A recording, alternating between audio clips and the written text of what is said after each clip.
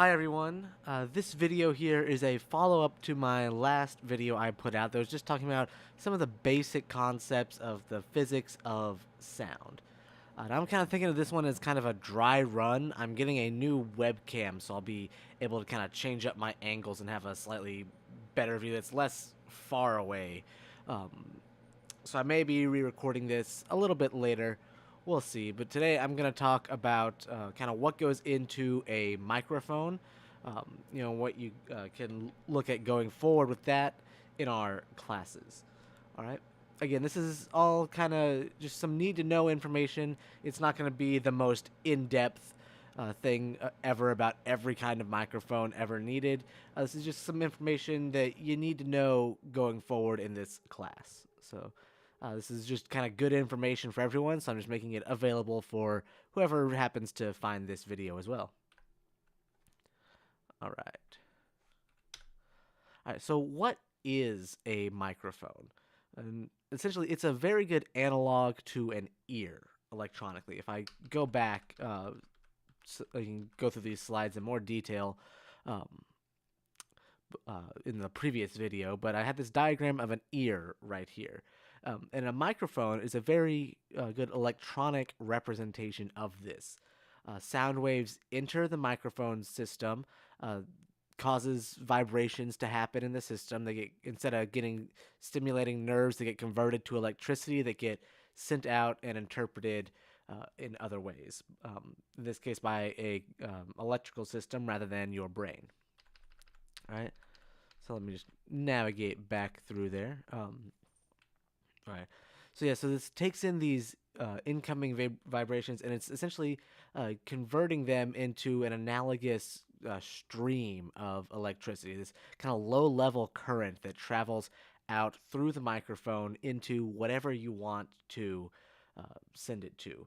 I've got here just a real basic kind of microphone I'll talk more about later, but in any kind of microphone, you'll notice that there's usually some connectors coming out of it, out of the back end there. In this case, you've got 3 prongs right on the end, and that's just, positive, negative ground in this case.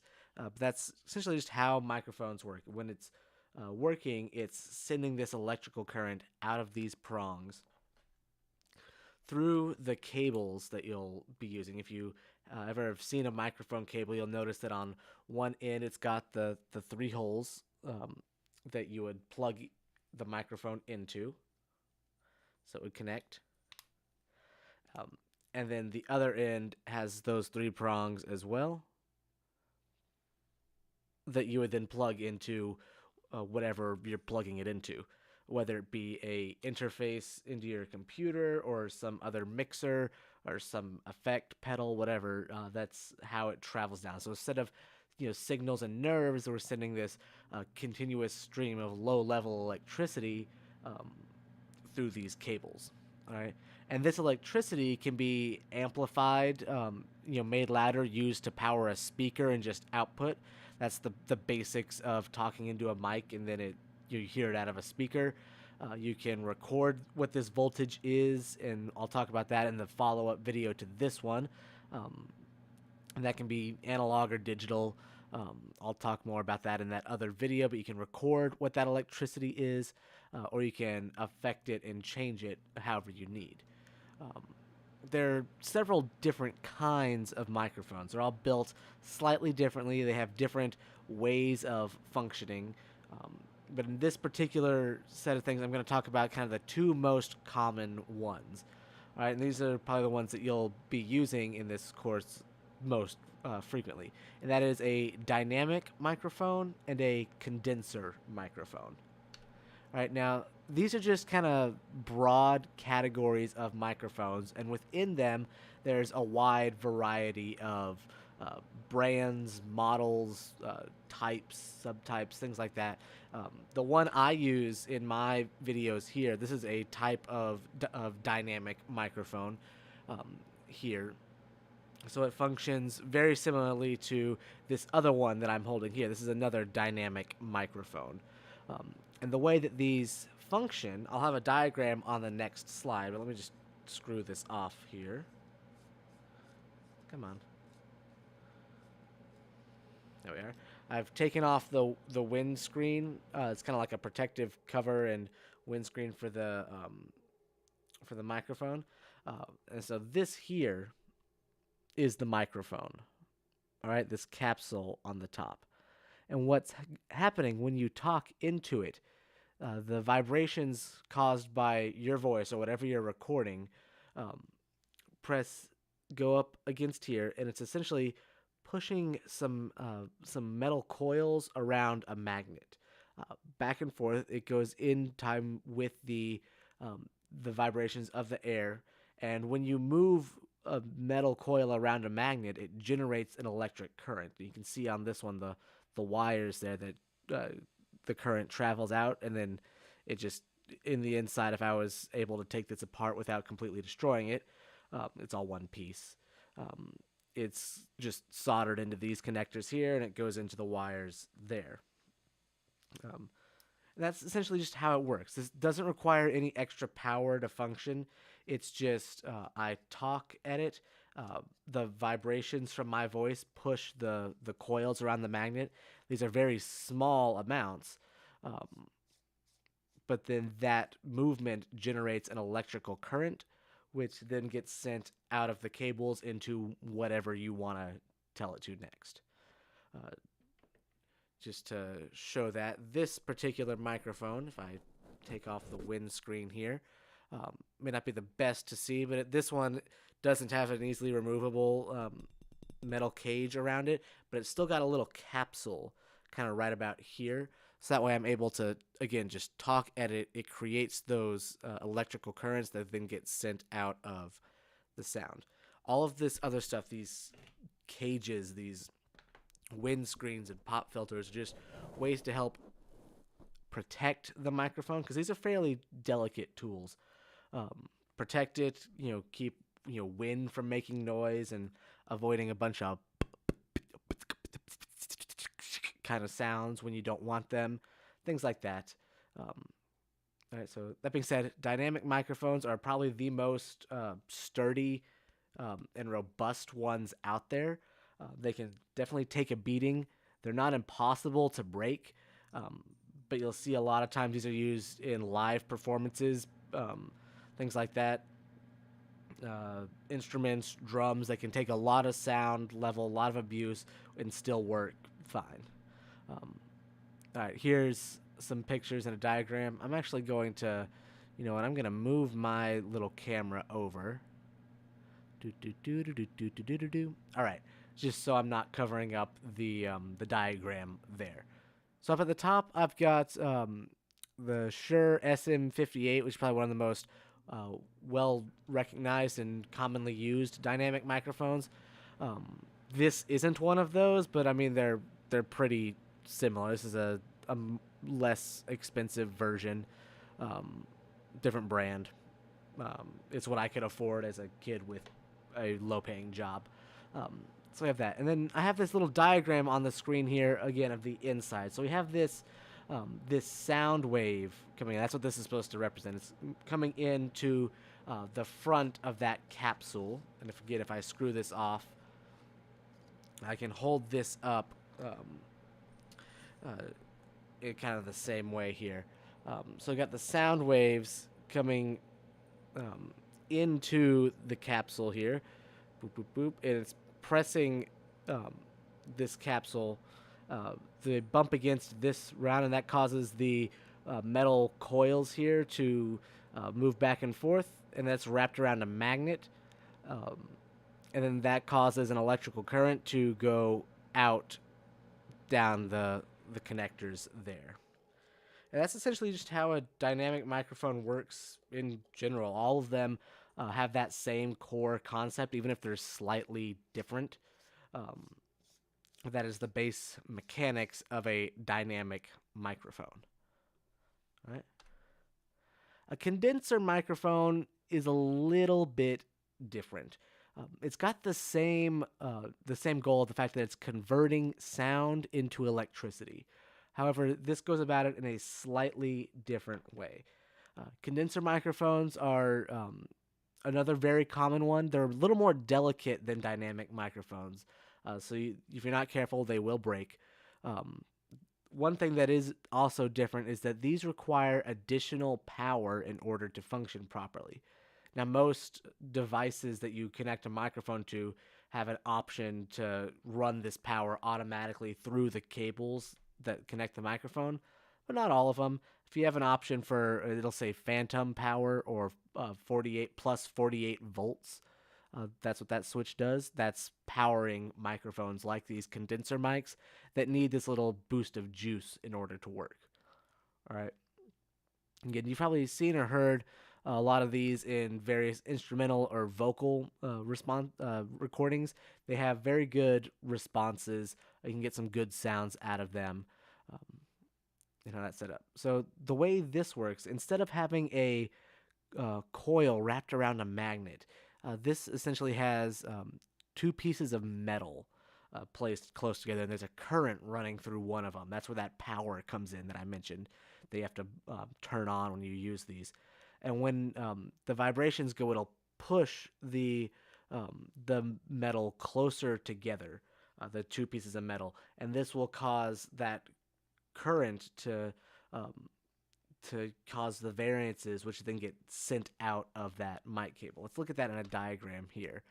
Um, all right, so I've got this here. So we have these sound waves coming in again, and this time we have these two metal plates.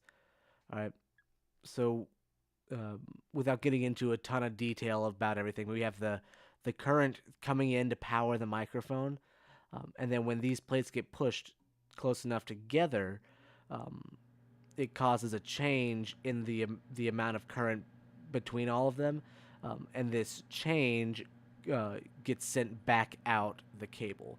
Again, we don't need to go into the whole idea of different kinds of resistance and voltage dividers and capacitors and things like that. Just know that in this one, it's slightly different than the dynamic microphones, and condensers require power to work. All right, I've got a picture of a large diaphragm condenser up here, and that's essentially just saying it's got a large front to it. You can see right here inside is that capsule with the microphone bits in it. Compared to a small diaphragm condenser right here, which if I take off the little windscreen here, this one it just slides off. I got the front there. The entire little capsule is just this tiny little portion of the microphone.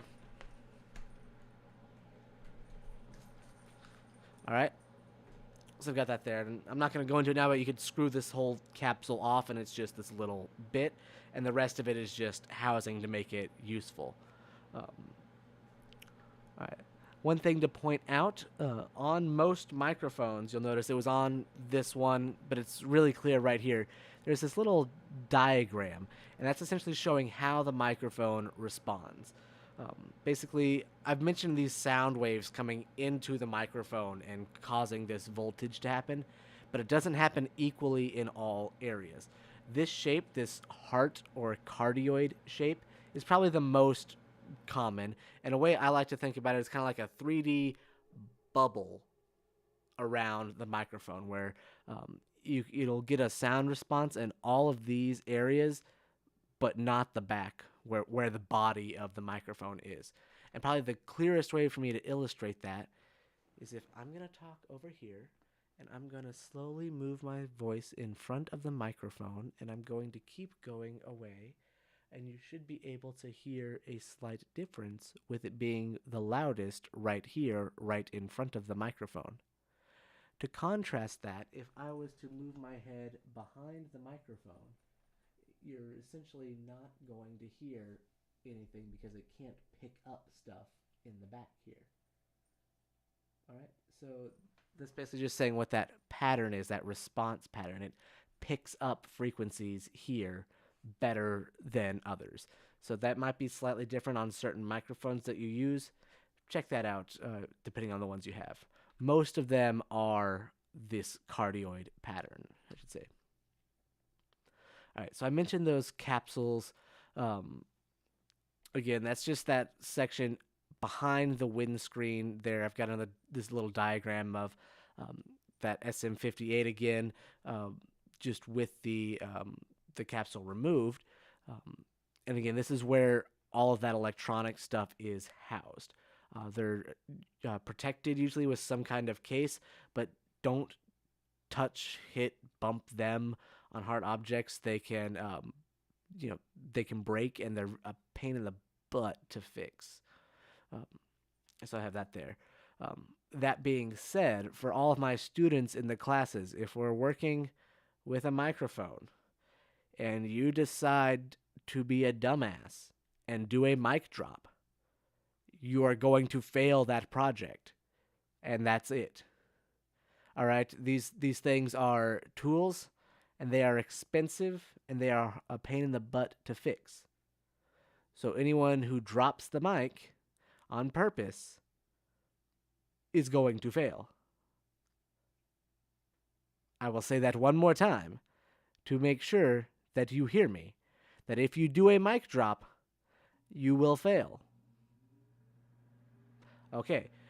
That being said, accidents do happen. If it's an accident, I'm not a completely heartless person. But anyone who purposely does a mic drop, especially with my personal equipment that I'll be bringing in, I'm going to be extremely upset.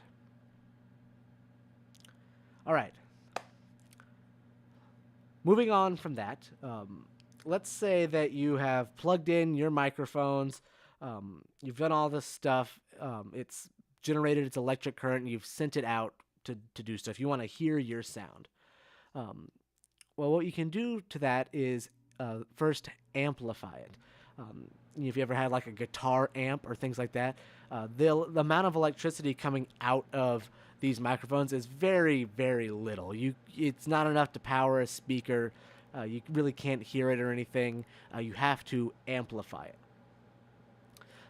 Once you've done that, you can send that electricity out to a speaker. And a speaker functions essentially the opposite way that a dynamic microphone works. And in fact, if you wire it up correctly, you could take a dynamic microphone and turn it into a very, very crappy speaker.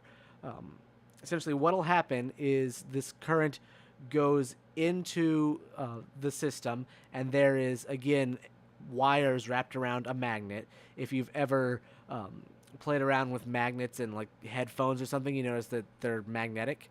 But there's a magnet wrapped in some coils wrapped around that. But attached to that is a membrane, usually plastic, but just this very simple membrane. And as the current goes through there, it causes the coils to move. Again, it's the opposite thing where the coils moving before caused the electricity to happen. This time the electricity is causing the coils to move. And since that's connected to this membrane around the speaker, it is going to cause that whole thing to push back and forth. And what that's going to do is push the sound back and forth and generate sound waves. If you remember I'm not going to go back to it because it's a lot of slides, but back in the last video, there was that diagram with that little bar pushing the sound and the molecules happening. That's essentially what you're doing with the speaker, but again, really fast. So it pushes the air, causes those vibrations, and then they travel out until someone hears it or another microphone picks it up or something like that. This is what I was talking about with response patterns. All right. And again, so basically, different response patterns like this indicate different areas where the microphone is the most effective. There's several different kinds. The key thing to take away is whenever you're using the microphone, talk directly into the microphone. All right.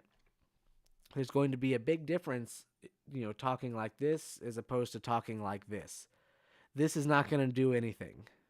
All right. Talk directly into the microphone. Talk directly into the microphone. All right.